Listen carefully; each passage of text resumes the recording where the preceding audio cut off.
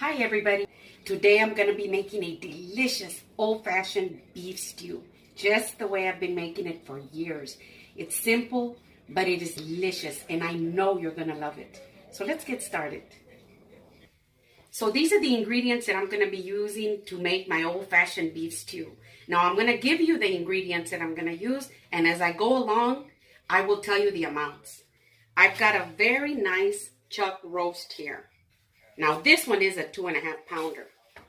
I've got some bay leaves, I've got some garlic cloves, some carrots, some celery, an onion, white button mushrooms, flour, tomato paste, little gold potatoes, salt and pepper, 50% less sodium beef broth, and I've got another can here in case I need a little bit more, Worcestershire sauce. I've got some bacon fat here and some of my crushed tomatoes, and I've got some fresh thyme, some fresh rosemary, and some fresh Italian parsley that I'll be using.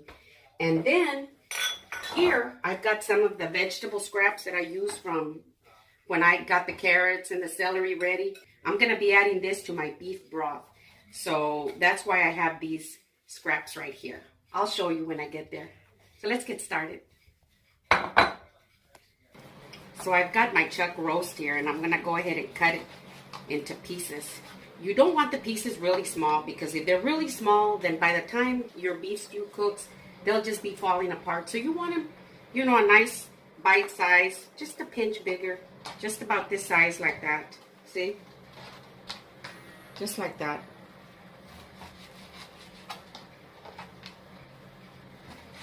And then if you see, you know, a big nice chunk of fat there, you want to take it off. And this is very good meat. This is perfect meat for a beef stew. So you want to leave just a little bit of the fat, but you don't want it to be too much, because then it'll be a little bit too greasy on you. But you do want to have a little bit. Some people say that they have a recipe for a quick beef stew. Now I think that a good beef stew needs some time. You know, you can't make a beef stew in a real quick hurry, because this meat is the best when it is cooked slow, like in a crock pot or on the stove top, you know, even in the oven. But you want to give it time, you know, to cook and really pick up all the flavors of your seasonings and all the ingredients that you're going to be using. In this deep saucepan, I'm going to go ahead and put in my beef broth. Now the reason I picked a low sodium beef broth is because I'll be putting some salt into my stew, and you don't want your beef stew to be very salty.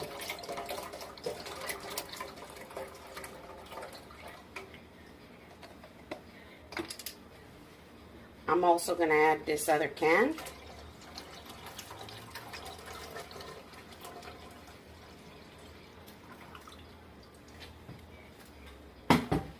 And I'm going to go ahead and add my little vegetable scraps that I have here.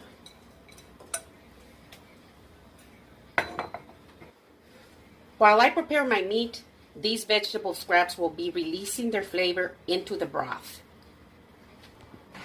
So now that I've got my broth on the stove, I'm going to prepare my meat. Now I'm going to go ahead and add some pepper to it. Really good like this. You want to make sure that you season everything as we go along, because a good beef stew has really good taste, and you don't want it to be bland. Thyme and rosemary and parsley, salt and pepper. You know, these packets, beef stew mix and all kinds of different seasonings, I don't think that's original. So I just want it to be the good old-fashioned way. So once I add my salt and pepper really good like that, I'm going to dust it with flour just like that. You see? Take your time. This is what's going to thicken up your beef stew. I like to prepare it with flour in the very beginning. Now, I know that there are some people who like to prepare their meat and then at the end they want to mix the flour up. with a little bit of water and all that. And I don't like it because then I think it's really raw. You know, the flour will be real thick and gluey. And when I prepare my meat and I sear it, you know, this flour goes in with it, and that's what gives it a delicious taste. Then later, you know, we'll have that delicious thick beef stew. So I've got it all done. Now, as you can see, I lowered the temperature down to a low simmer, and those vegetable scraps are going to be releasing such a delicious flavor, an added plus to that broth. To a medium high, I'm going to go ahead and add some olive oil, just a little bit like that. And then I'm going to add my meat one piece at a time, slowly. And you don't want to overcrowd your meat. You want to give it some space. If you get it real overcrowded, it'll start releasing a lot of water, and you won't be able to get that very nice sear that you want. So I'm just going to leave it alone like that for just a couple of minutes before I flip it over to the other side. Now I've given my meat about 3 minutes. Now we're going to flip it over. And you see that pretty golden brown? That's what we want. I'm going to flip it over like this so it can get seared on the other side. Now, when you prepare your meat like this, small batches at a time. You don't want to put them all in together and get them all clumped up together like that, because like I said, if you do that, then they'll release a lot of water, and then you won't be able to get this sear that you want.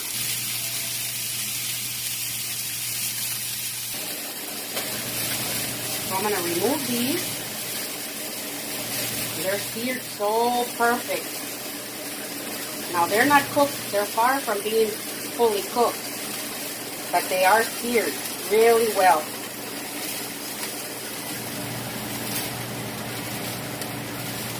Just like that. I'll add just a little bit more of the olive oil and put in a few more pieces. Now I'm going to go ahead and flip this batch over. And you want to make sure that you always maintain your heat at a medium high, because you want them to sear really good. I'm going to turn off the heat, and I'm going to get these last pieces out because they're ready and seared. See how pretty those are? So I'm going to go ahead and remove all these out of my cast iron skillet, and I'm going to set them aside and let them rest there for a little bit before I start on my next step. That's going to be my vegetables. So now that I have removed my last piece of meat, I'm going to add 1 ladleful of my beef broth. I want to deglaze the bottom of this cast iron skillet.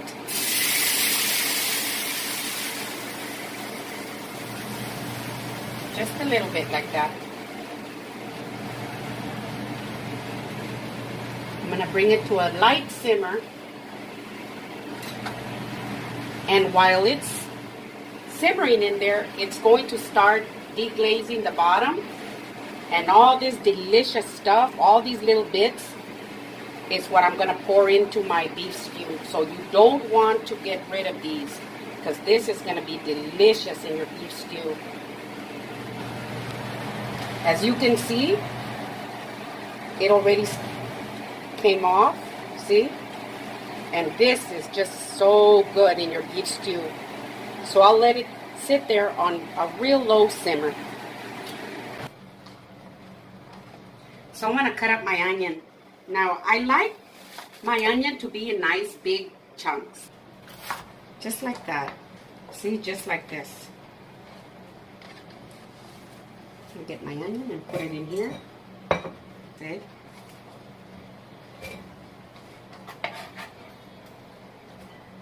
Now my celery, I'm going to go ahead and cut it a long ways in half like that. And then I'll just cut it into nice pieces about like this. I'll set that aside there.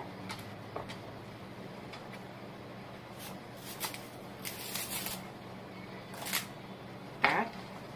Now I'm going to do my mushrooms. Now as you can see, you know, it's a little button ball. You want to keep them a little chunky. So I like to just cut them in halves or in fourths like this. See? Just like that. And they'll be perfect. If you think it's too big, you know, you can just cut it just a little bit more like that. And I think this is going to be good. Like that. Now that I'm done with my mushrooms, I'm going to go ahead and get my rosemary ready. As you can see, I went ahead and just cut a big chunk off that I've got out in the pot. Now I'm going to use about this much. So now with the rosemary, I'll just go ahead and remove the little needles, you know, these little leaves like that. You can go ahead and throw it in there, but then you've got to go back in there and search for the little stems, the little branches, and I don't want to do that. So I just remove it off like that. Now you can use dried rosemary and thyme, but the fresh rosemary and thyme for a long stewing is delicious and it's perfect. So I'd rather use fresh when I'm going to make a stew than the dried ones. Now if it was going to be something quick, I would use the dried ones, but I like the fresh better. Now that I've removed the needle, I'm going to go ahead and chop them up. Just like that.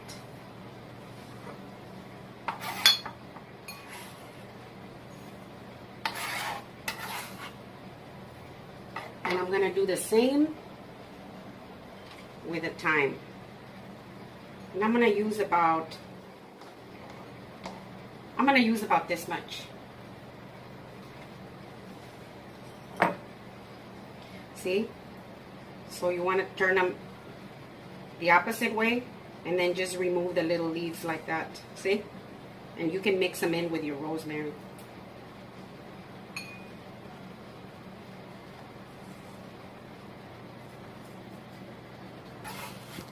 I'm done with my rosemary and my thyme. Now we can go to the stove and get everything ready there. So I've got a deep Dutch oven here and I've got it set at about medium heat. I'm going to go ahead and put in some of my bacon fat in here. And I've got about 2 tablespoons. Let it melt. Like that. And this bacon grease is going to give it a delicious taste. So now that it's melted like that, I'm going to go ahead and add my onions.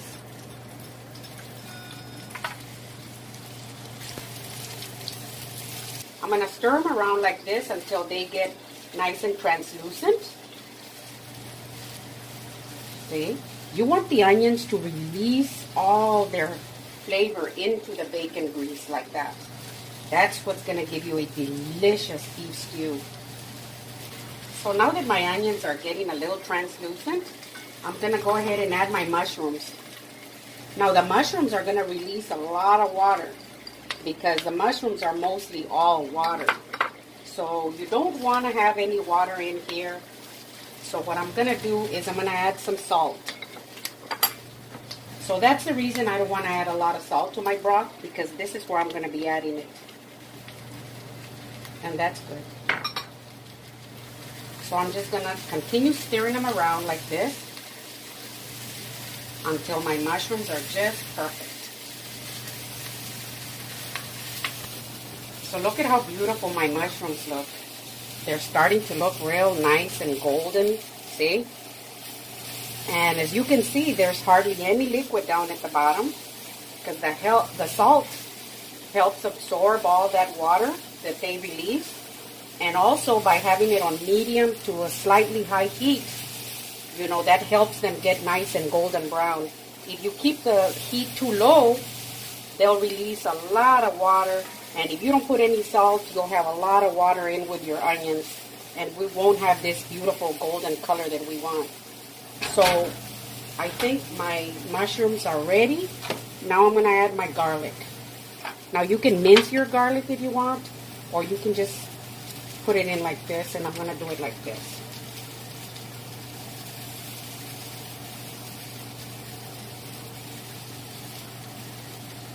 like that.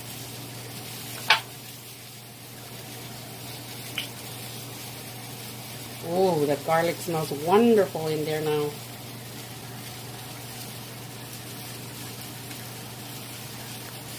So now that I've got all my garlic in there, I'm just going to stir it around for just about 30 seconds. So now I'm going to add my broth.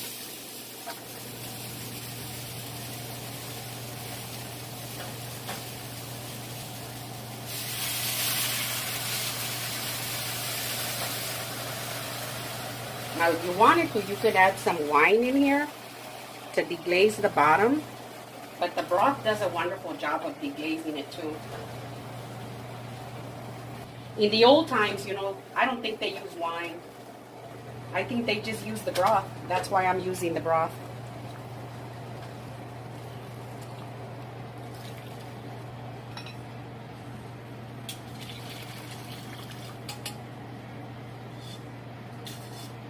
See? Oh my gosh. Look at how beautiful this is. Now I'm just going to scrape the bottom very lightly and just deglaze the bottom real nice like that. And I can already feel it real nice and smooth. Okay, so I can feel the bottom is real nice and smooth. So I know that it's deglazed really nicely. I'm going to go ahead and add all this wonderful stuff. Remember? I'm going to add it all in there because that's just a lot more flavor that's going in there. With all the bacon and the meat bits. And I'm going to add my meat. With all the juices like that. Just like that. I'm going to add my rosemary and my thyme. I'm going to put in my 3 bay leaves. Because they were small, medium. Otherwise, I would use 2 big ones. Some pepper. Just like that. I'm going to put in about 1/4 of Worcestershire sauce. And that's about 1/4 of a cup right there. Now I'm going to add about 1.5 tablespoons of tomato paste.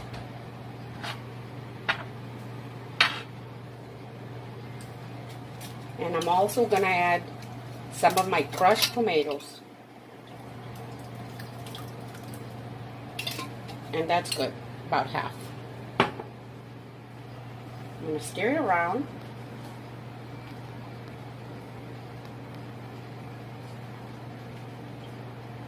Oh my goodness, look at that.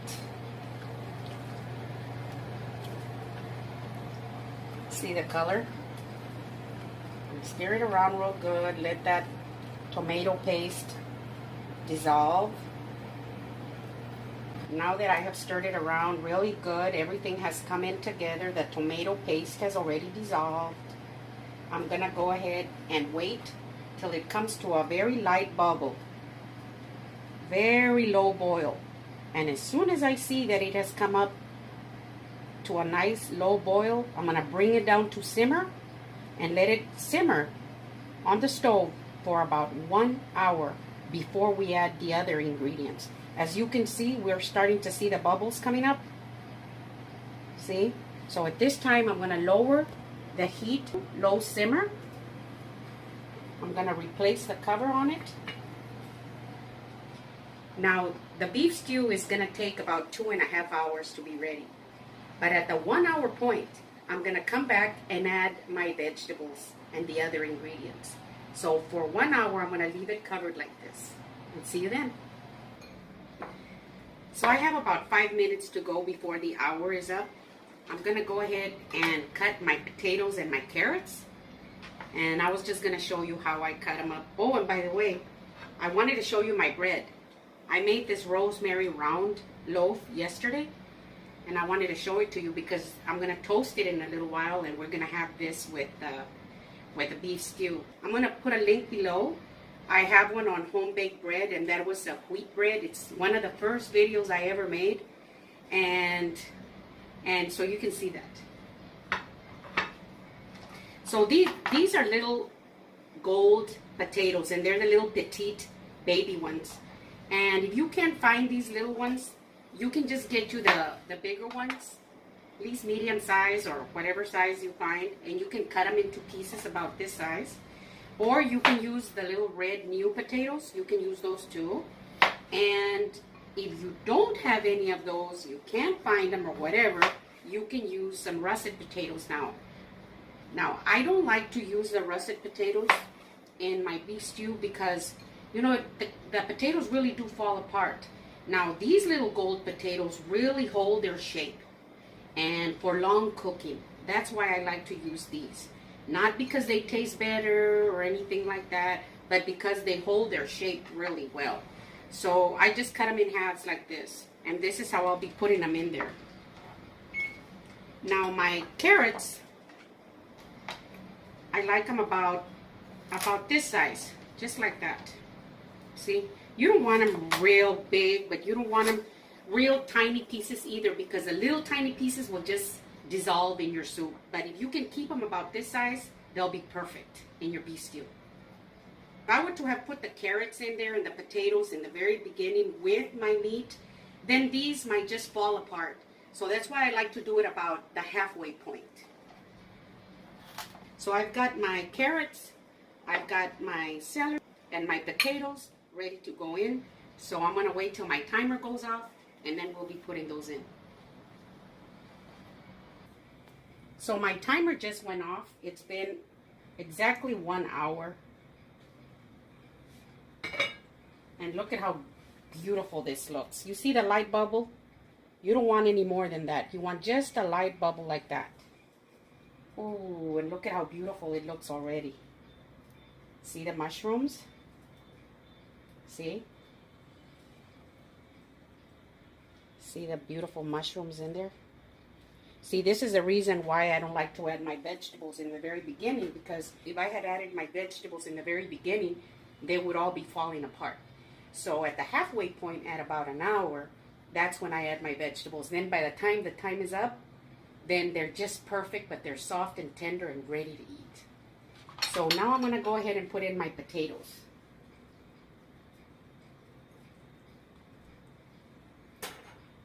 My carrots. And my celery.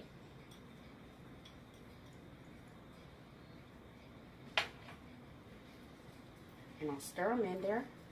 And as you can see, it's starting to get thick. It's getting nice and thick. It's not very thick yet, but it's getting nice and thick because of the flour that we coated our meat with when we were searing them. And that's going to be just so perfect. Plus, when your potatoes are fully cooked, they will be releasing some more starch. So then you're going to have a perfect consistency. I'm going to replace my lid. And I'm going to let it continue simmering for 1 more hour. And I'm going to set my timer. My timer just went off. And I wanted to show it to you at this point. See how it looks? And as the time goes by, you'll notice that it'll start getting a little thicker and thicker. That's why the flour that we put in the beginning is just perfect. Oh, it looks beautiful. Look at that. So I'm going to go ahead and check one of the potato slices. Oh, they're nice and soft, but they'll be just perfect in the next 30 minutes. So I'm going to go ahead and replace the lid and set my timer for the last 30 minutes.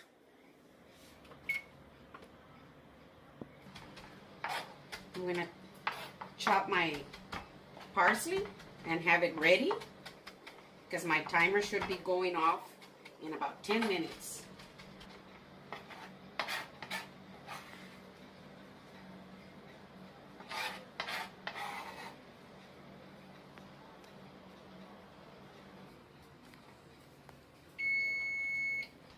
My timer just went off.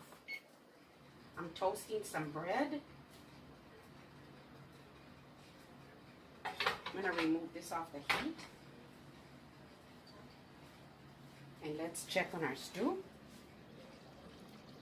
Oh, I'm gonna turn off the heat. And I'm gonna go ahead and add my peas, just the last 1 minute. And I always add the peas at the very end because I don't want it to lose its pretty green color. So I just leave it in there for about 1 minute. Look at how beautiful that looks. Oh my gosh. See? And our stew is ready. I'm just gonna add some of the parsley right there on top like that.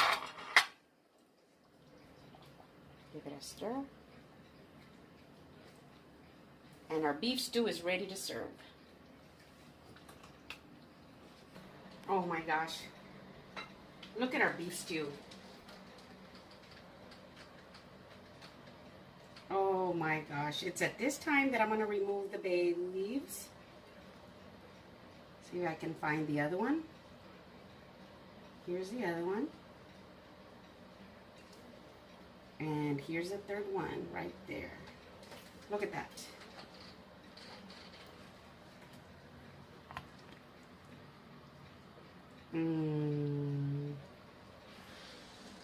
So it's time to serve.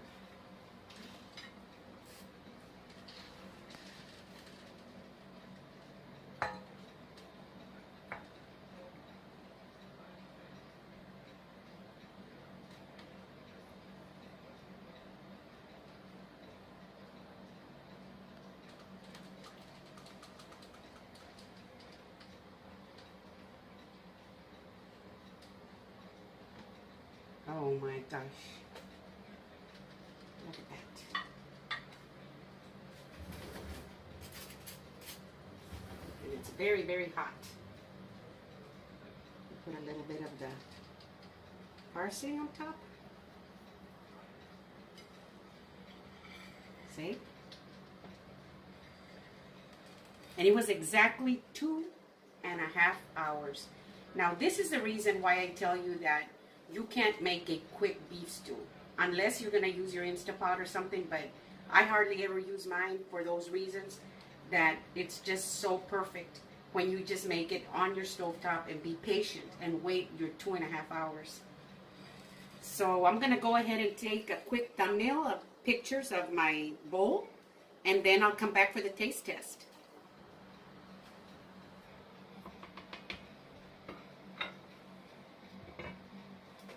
We're done with the picture. Now for the taste test. And I'm glad we did that because it's not as hot. You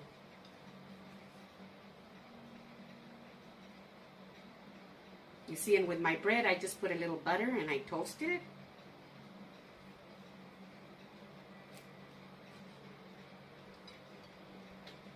Oh my gosh.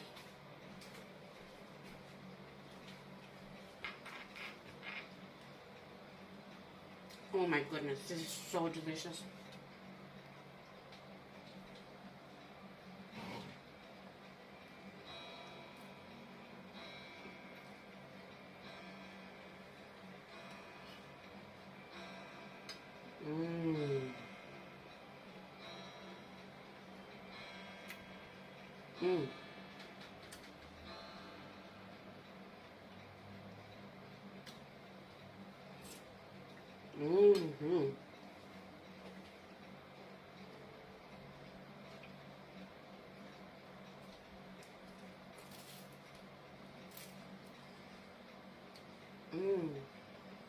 Oh my goodness.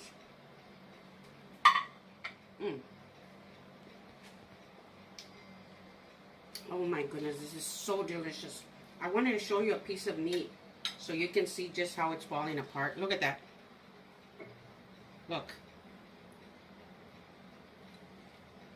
See how easy it's falling apart? And the potatoes.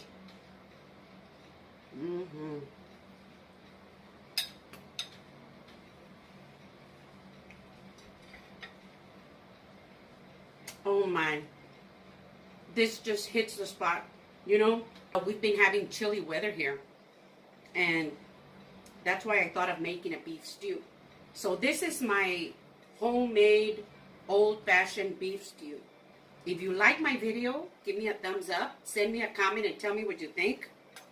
If you haven't subscribed, please do. Share with your friends, and thank you very much. I think this is going to be the best beef stew you've ever had.